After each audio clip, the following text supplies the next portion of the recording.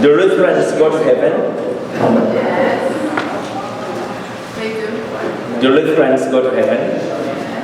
What about Jews? No. We know church teaching on that, right? There are people who, through no fault of their own, okay, don't even know God as we know Him, or they don't know Christ as we know Him. Or like some Protestants, okay, you can't see a Protestant child who is maybe like 10 or 12 or 5 and tell them, you're Protestant, you're going to hell. It's no fault of their own that they are Protestants. They are born into these faith traditions, so that's all they know. Okay? Even a non-believer person has never heard of God, like a Hindu or a Buddhist. If they follow the law of God, that's Romans chapter 2, the law of God written deep within their hearts, and they try their best to look for God in those shadowy ways, they will be saved. Okay? But again, it's through the passion, the death, and the resurrection of Jesus Christ, they are able to do the good they do, although they don't know it. But that's why we have the obligation to evangelize. Okay? So that people may know and also get the necessary aid, help they need to do good with ease.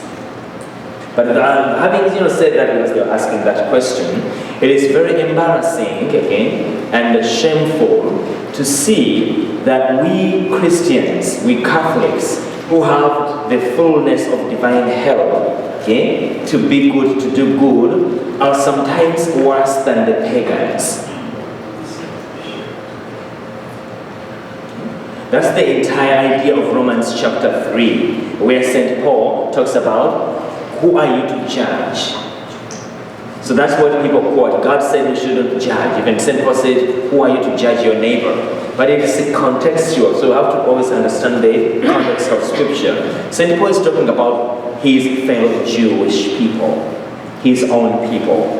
That you have been privileged, you have been given the law of God. God has revealed Himself to you. But you do the very same things the pagans do, and yet you call them heathens, pagans, and whatever. Okay? But at least for them, they're just walking by natural light, which has been blurred and darkened by original sin. Okay? But they are trying their best to be good, but they have only the natural light. But you have the law of God, and you do the same things they do, or even worse. So who are you to judge them? That's the context. See? Who are you to judge your neighbor? Who are you to judge the Gentiles if you do things that are far much worse? Okay? So it's an embarrassment always if we Catholics give bad example or even scandal to non-believers. Because we claim to have much more, and yet we don't use it. So it's a challenge.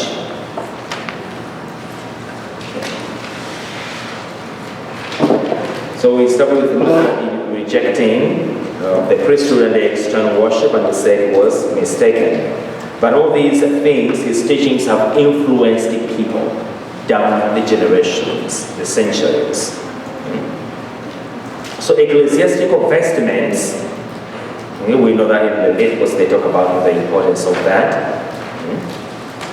Pilgrimages, mortifications, monastic vows, prayers for the dead, intercession of saints avail the soul nothing.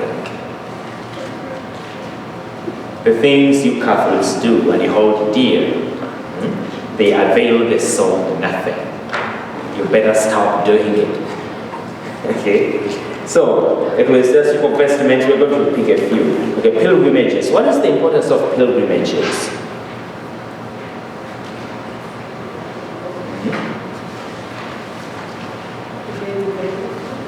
We have to look at it from this point of view, okay? That generally speaking, we are people on an exodus from Egypt, okay? We are sojourning on an exodus. Usually we say pilgrimage, but more actually there's an exodus from sin by way of the cross to the heavenly kingdom. Okay, so we need pilgrimages, okay, to remind ourselves that we don't have really a permanent home here. We're a pilgrim people. And so whenever we go to a pilgrimage, today unfortunately, pilgrimages are like, we are like tourists, not pilgrims. But a pilgrimage is supposed to renew one's faith. It's a place of renewal. It's like being in the spiritual desert, okay? Where you go and your family rooted more and more in your faith, dedicated to the way of faith, the way that leads to God. Okay? Like, some of you went with you to Fatima. It's just wonderful to be there. It's a good place to renew one's faith. Okay? It's just it's a deep experience. Like, I think I told you about Fatima, right? Last week. Yes. So it's a deep, deep experience, okay? So we need those pilgrimages. Mortifications, we talked about that. What's the purpose of mortification? Mortification comes from mortus morte, Latin, okay? Like a mortuary, okay? A mortuary. So mortification, what is the importance of mortification? To make yourself suffer. To redeem temporal. Whereas, the word is telling us to be comfortable. Why are you looking for suffering? Like you do these fasts, okay? Lent. Why do you do that? That's why today it's turning into a health issue, okay? People are just fasting or doing certain things to lose weight. But that's not the purpose of Lent, the purpose of mortification. What is the purpose of mortification? The purpose of mortification is to die to my sinfulness, to die to my rebellious will, to die to my selfishness, my pride, to my everything, my selfishness, okay, so that I may live like Christ. So we feed the body, okay? None of us can spend 3, 4, 5 days without food and will remain healthy. It will be a miracle, okay? But if you don't eat, you die. But a human being is not only body. We also have a soul, a spiritual aspect or dimension to us. Okay? So we are composite, body and soul, body and spirit. So our soul needs to be fed. So by mortifying the body, I'm reminded of the fact that I need to feed the soul. So the purpose of mortification is to die to my sinfulness, but also to intensify my prayer life, so that I may feed the soul. Okay? As a constant reminder that I not only need to feed the body, but I also need to feed the soul. Okay? So to die to our sinfulness is the purpose of mortification, to die to the so-called self. Okay, monastic vows, prayers for the dead. Why do you pray for the dead, you Catholics? They are dead. They did what they did. And scripture tells us that we will be judged according to what we did in the body. So why do you pray for the dead? They did what they did in the body. Now it's up to God. We can't do anything for them.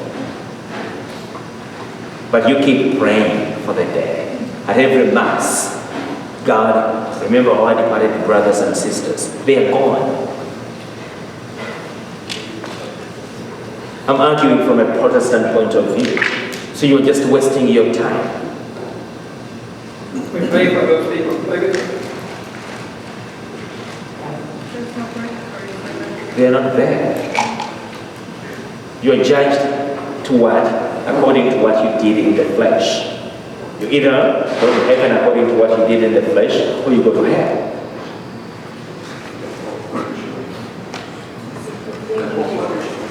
Pardon? If you confidently believe that you will be forgiven, your sins are forgiven and all the punishments due to sin. That's how they will retort. And you're against that. But we know that's the reason why, okay? That's the very reason why we pray, okay? For the dead. Because why? We know, let's go to The later second, what do you reckon? First, the second letter of John, chapter 5.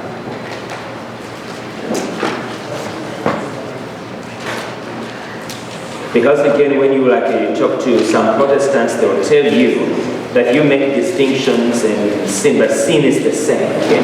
All sin is sin. So why do you spend your time praying?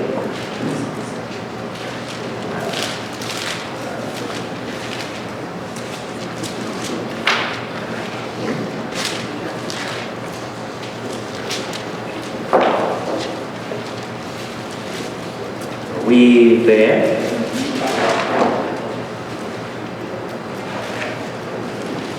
John 2:5. No, for the first letter of John. Where are we first? Okay. First letter of John, okay, chapter 5. Okay. Let's begin with verse 13. Sorry, go to chapter 5, we have to jump and go to chapter 13. The last chapter of the first letter of John. Not the Gospel of John, but the letter of John. John has 3 letters. There's a Gospel and 3 letters. So the first letter of John says, chapter 5, verse 13, I write these things to you because Protestants criticize us that sin is sin, but we make distinctions, venial, mortal, and whatever. Okay? So that's nonsense. They said sin is sin, but Scripture doesn't say that. So, I write these things to you so that you may know that you have eternal life, you who believe in the name of the Son of God. And we have this confidence in Him that if we ask anything according to His will, He hears us. And if we know that He hears us, by the way, do you see there the essence of prayer? Okay? And we have this confidence in Him that if we ask anything according to His will. It doesn't say if we ask anything. But Tim was bad to me, I want him to die. God, I don't want him here. That's not according to God's will. And that prayer cannot be answered by God because it's not prayer. Okay? So always make sure that we pray according to His will, then He hears us. And if we know that He hears us in regard to whatever we ask, we know that what we have asked Him for is ours. If anyone sees his brother sinning, if the sin is not deadly, that's where we get the distinction. Yeah, mortal sin and venial sin. If the sin is not deadly, he should pray to God that He will give him life. Okay? And then verse 17, all wrongdoing is sin, but there is sin that is not deadly. Okay, so basically, according to church teaching, that yes, we may even have committed deadly sins, but they were forgiven. We talked about the consequences of our sinfulness, which we may not fully atone for in this life. They incur temporal punishment. We must be washed clean in that purgation, that burning. Okay? To purge is basically, purgatory is to purge, to burn out impurities. Okay? So that we are purified for eternal life. So that's why we pray for the dead. The people in purgatory are assured of their eternal salvation. They are on their way to God, so they will never go to hell. They are assured of their eternal salvation, but those impurities must be purged, must be removed before they see God face to face. So our prayers help them. That's why we do all these things. We can do all these things for the souls in purgatory. Number 1, we can pray. Number 2, we can do works of penance.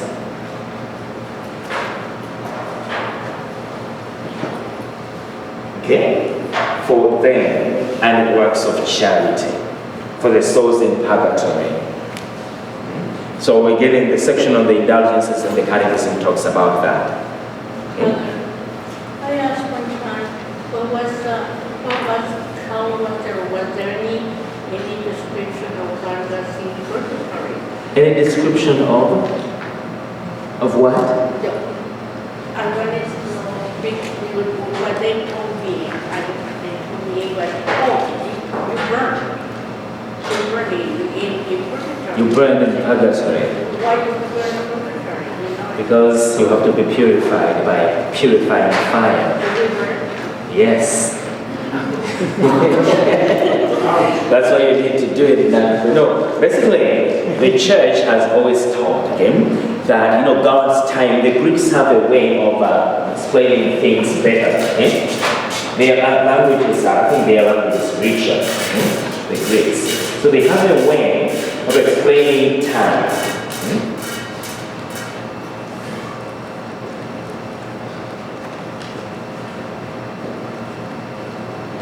Chronos, is our time. You know the word chronology.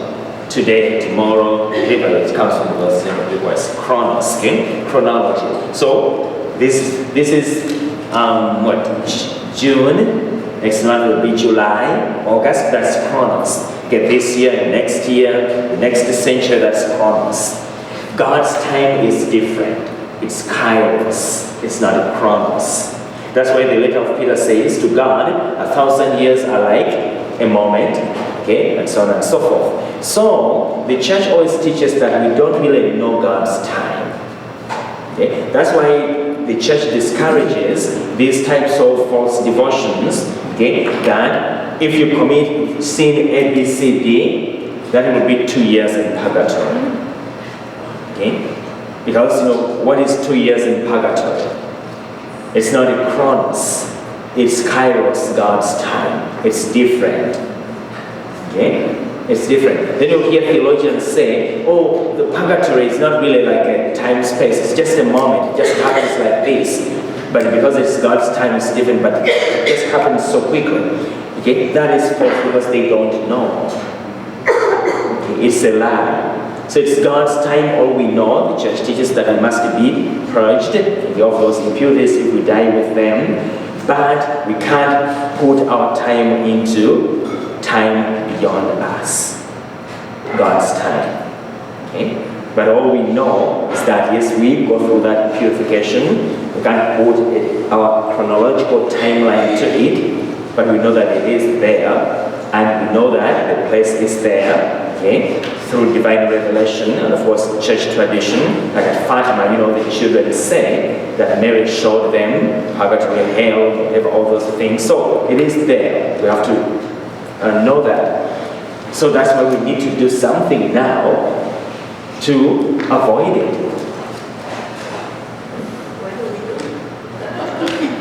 Prayer. Penance, prayer, penance, and charity. That's why you see that even when you read the lives of the saints, whenever Christ appeared to them, it's that same message. The authentic apparitions of Mary, it's the same message. Repentance. Fruits, mortification, and so on and so forth. Why do we pray the rosary?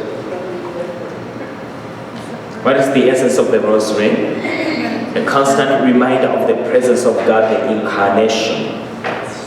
Hail Mary, full of grace, the Lord is with you. Blessed are you among women, and blessed is the fruit of thy womb, Jesus. That scripture, the incarnation. And then how we said the second part, Holy Mary, Mother of God, pray for us sinners. Your Son is God. He is truly incarnate. You are with Him. And so we need redemption. So it's a prayer of redemption. We are praying for redemption. Pray for us sinners now. That we may stop sinning now, and most especially at the hour of our death. It's a prayer of redemption. That we may repent. So yes, prayers for the dead are very, very important. That's why you see at every Mass, we pray for those who have passed away. So don't create war if you are praying for your loved one and the name is not mentioned in the intentions. Don't go to the office and say, this Mass was for me, my grandfather or whoever, and I didn't hear it. And I paid for it. I paid for it. God cannot, He sees, He knows. what's going on. Okay. Intercession of saints. Why do we ask the saints to intercede for us? Especially as we just said, the Mother of God.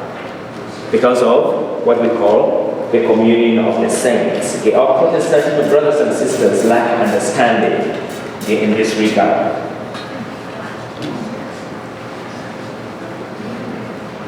Communion of the saints. This communion is one body.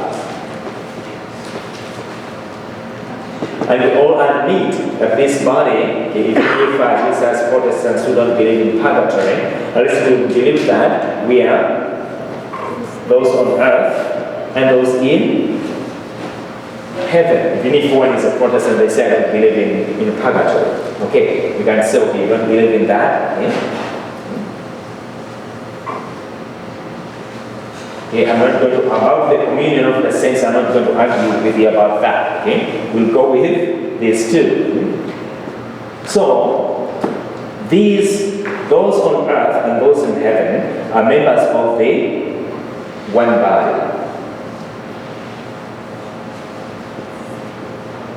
of Christ. And what does the body do? The body has different organs. It's one organism with different organs. Now, if your body has dead organs, basically, there is a problem. Okay? So if you know that those who fall asleep in Jesus Christ are not really dead, but we are still living members of the same body, the one body of Jesus Christ, of which we are members, it means that those organs are not dead. They are functional. And so the whole body benefits from their health. And because our prayers, like us, are still selfish, okay, they are coupled with a sin. That's why you always say we pray for only our children, for only our loved ones, and so on and so forth. Okay, our prayers mostly are not universal. So we need to get out of that cult mentality and make our prayers Catholic. Because sometimes our prayers are not Catholic. Okay, I pray for my family.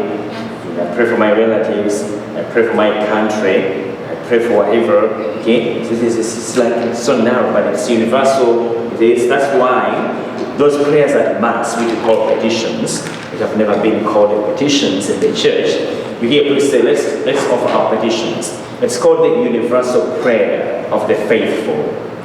Okay, the universal prayer, because it's supposed to encompass everything, because it's a Christ-like prayer. It's not only a petition, it can be petition, thanksgiving, adoration, praise, and so on and so forth. But all the time we're just petitioning. Okay? Petitioning, asking.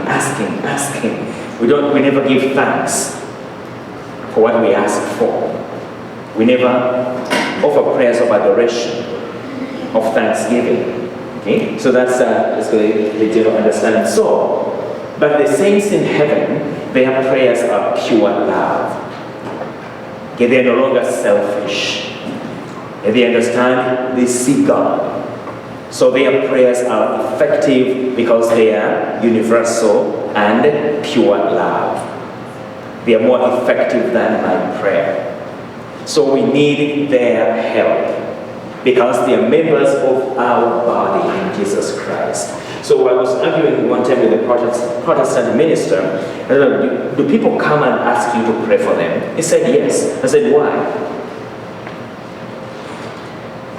Why are you a pastor asking people to come to you so that you may pray for them? Who are you? Are you God? Let each one pray on their own, okay? Because he said, no one can intercede for us except in Christ. But it is Christ himself who institutes these degrees of mediation. It's not that the saints are God, but it's by the will of God that they participate in the salvation of the body. Okay? It was by the will of God that Mary participated in the passion of Jesus Christ. So it's by the will of God that Mary is mother of God and the mother of the church. So I cannot say that Mary is not doing anything for me as my mother. She's a member of my body, and her motherhood basically permeates the whole body, and the entire body is benefiting from it. So how can some parts say, well, she's just a woman, we don't need to pray to her to do whatever? So which means that you, pastor, you think that your prayer is more effective than that of the Mother of God or the apostles, who are members of the body of Jesus Christ and already have triumphed out of heaven. So that's the communion of the saints. Okay? If I can ask a priest to pray for me, or if I can ask you to pray for me, how much more do I need to ask those who have triumphed? And those who are, their sole concern is our salvation. For us, we are still concerned about what am I going to eat? Okay? Will I have money for the mortgage? We have all those concerns. They don't.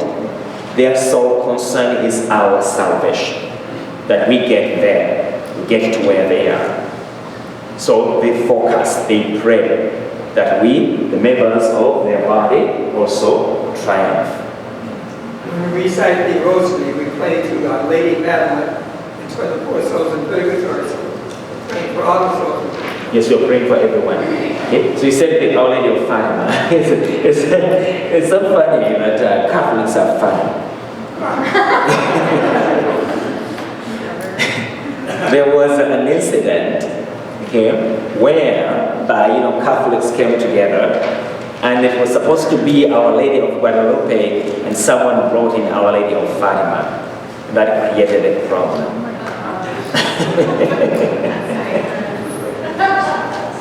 That's ignorance, right? Yes.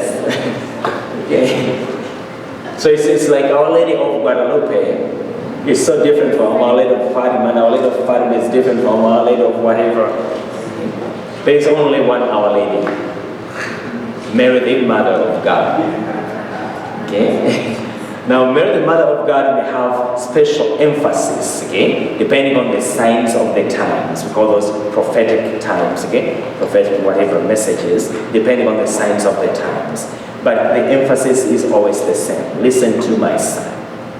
So Mary of Fatima cannot fight Mary of Guadalupe. Okay? They can't be a fight. Or Mary of Fatima cannot fight Our Lady of Perpetual Help.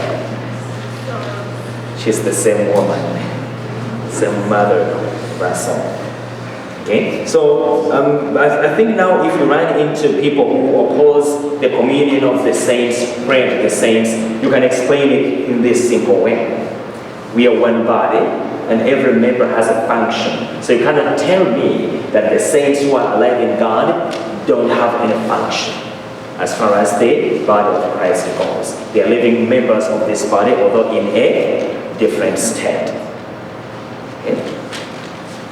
So all sacraments, according to Luther, with the exception of baptism, Holy Eucharist, I don't know what he meant by Holy Eucharist, and the penance, which he rejected, okay, we're going to see how he rejects it, are rejected. So for now, you can accept the baptism, the Eucharist, and penance, okay, for now. But all the other ones are rejected. That's why, by the way, you notice that our understanding of marriage is different from that of Protestants. Because they don't believe it is a sacrament. Okay? They don't believe it's a sacrament. That's, again, I talked about the Protestant influence in the Catholic Church. There are some Catholics, my eyes were opened when I was at St. Elizabeth. Catholics got married by justice of peace. Okay? A man and woman, they are Catholic. And they keep coming to Holy Communion. They don't know that they have to come before a priest or a deacon and receive the sacrament of matrimony. And these people were serious. They told me we didn't know. But they were not kids. These were adults. You wonder how people, but yes, it happens. So the Protestant understanding of marriage is different from ours. Okay, for us it is a sacrament. It is, the body is indissoluble unless it didn't take place. Did you know that? The indissolubility of marriage. About it, because marriage is a big, big thing. Okay? And there is a synod about it.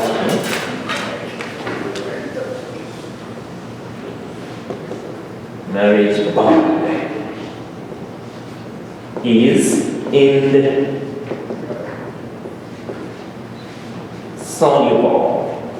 What God has joined, I think maybe it's a single S. Indissoluble. I think it's a single S, okay? God said, what He has joined, no man should divide. We hear that at marriages in the Catholic Church. So there is no divorce in the Catholic Church.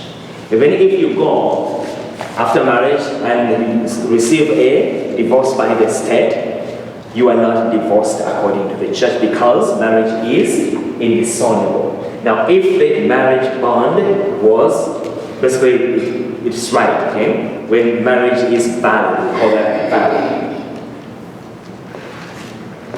The valid marriage is indissoluble, okay? So, we can't do anything about it. So today you hear people say, that it's called Cardinal Casper. The church has always recognized that there are marriages that may not be valid. That people went to the church, they got married, they went through everything, but the marriage is invalid. Okay? So we call those things which make marriage invalid, valid marriage. We call them impediments. Impediments. Let's take this example, okay? Like, for example, like if you've been married, okay, let's say, you have a wife, okay? And you've been married for 20 years. Then you come to realize, or even 30, or even 40. But then, this girl didn't want to marry you.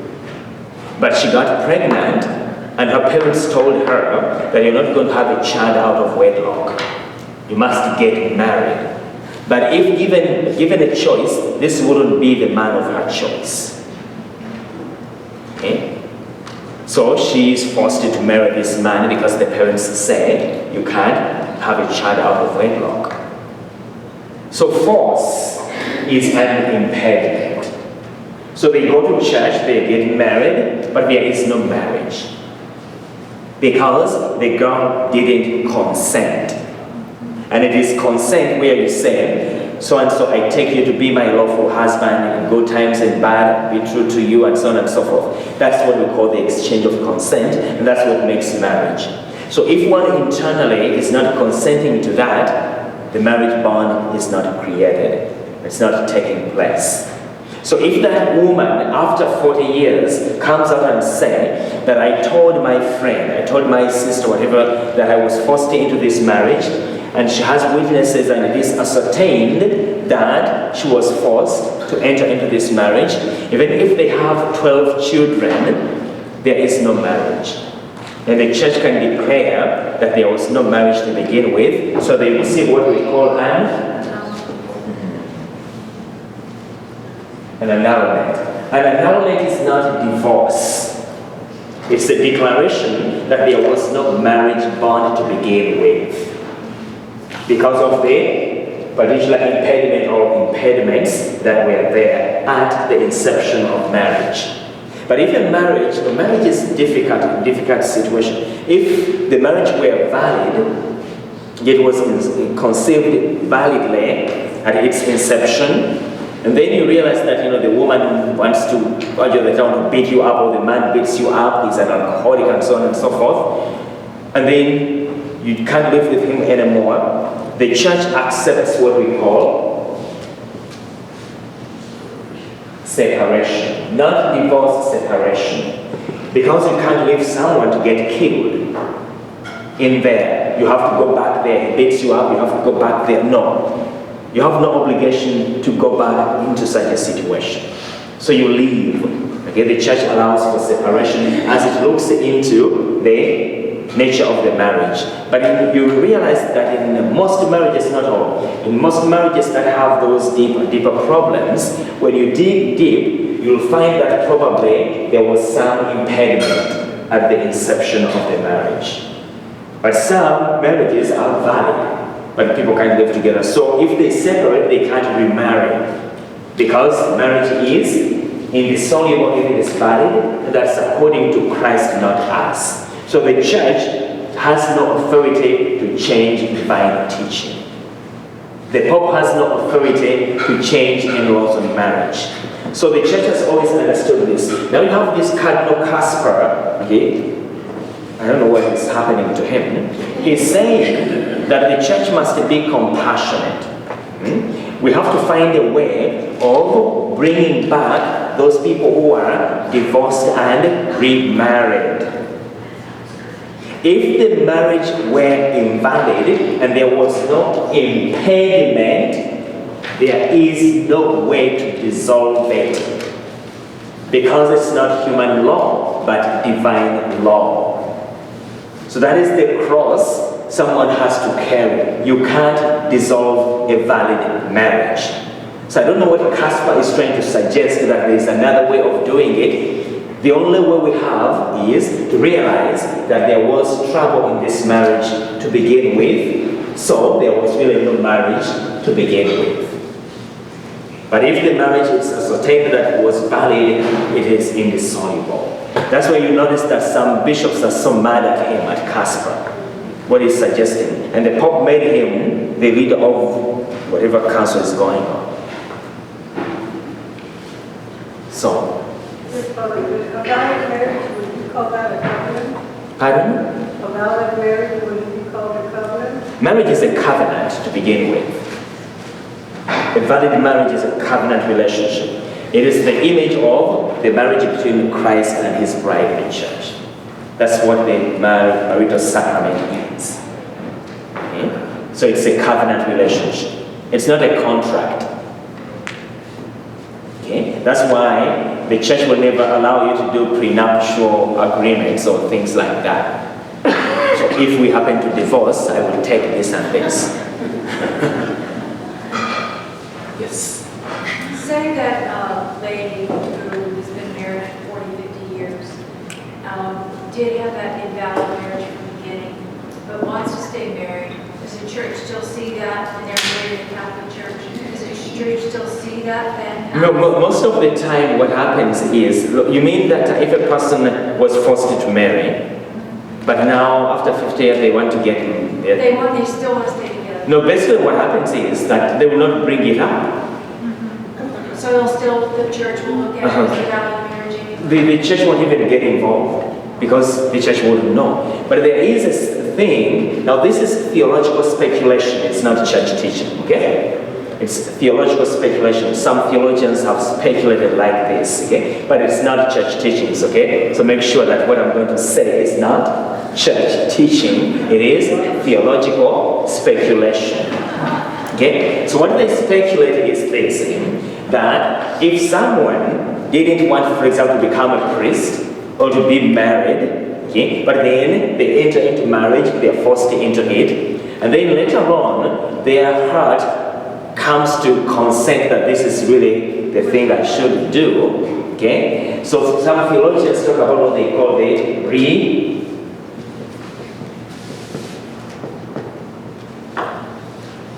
the revivification of grace. Okay? Then what they're saying, that once the heart consents in the process, okay, then the grace of the sacrament takes effect. Okay? So if a woman was forced into marriage, but then after 10 years, she really consents to it and says, well, I love this man, okay, now he's my husband. At that moment, grace will take, that the grace of the sacrament will take place. But that's not church teaching. It is a theological speculation. Okay? But I have a hard time accepting that when you have a valid marriage in the church. Pardon? That you have a valid marriage in the church, and then later on they give you an annulment. Well, you can't have a valid marriage and receive an annulment.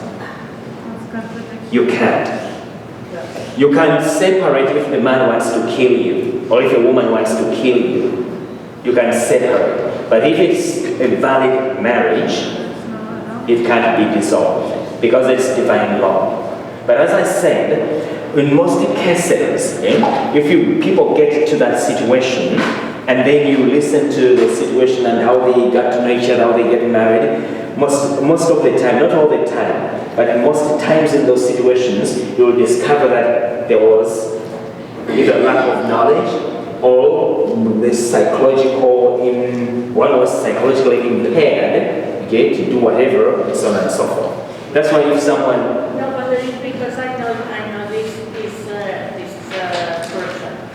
Okay, she was married for about 40, 35 years. Then she, her husband went into dealing drugs. And he almost took her son into the drug business, but the son back away. So she started the proceedings for annulment. She got an annulment, and now she's married in the church again. Yeah, but probably because with the process of annulments, they do a lot of inquiries. Okay, so they may have gone back and looked at the man and maybe discovered that there was something about him at the moment. Yeah, so they do investigations. Yeah, she said that Yes. she could fill out that. But that's why Pope John Paul was a little bit concerned about the US, that there are so many annulments being given here. Okay, that so he was concerned about it. Okay, that there's so many annulments in the US. But when you look at it, then the flip side of that is that some married people really there wasn't so much instruction. So people were getting into something probably they didn't know because they were not properly instructed. So also the priest had the problem, they were not instructing probably people well. So he was concerned about the number of annulments. But otherwise, the church does thorough investigations, and when they give an annulment, it's a declaration that the marriage is invalid. The marriage cannot be dissolved because it's God's word is insoluble. People can separate if they can't practically live together anymore, and because of selfishness, but violence and so on and so forth.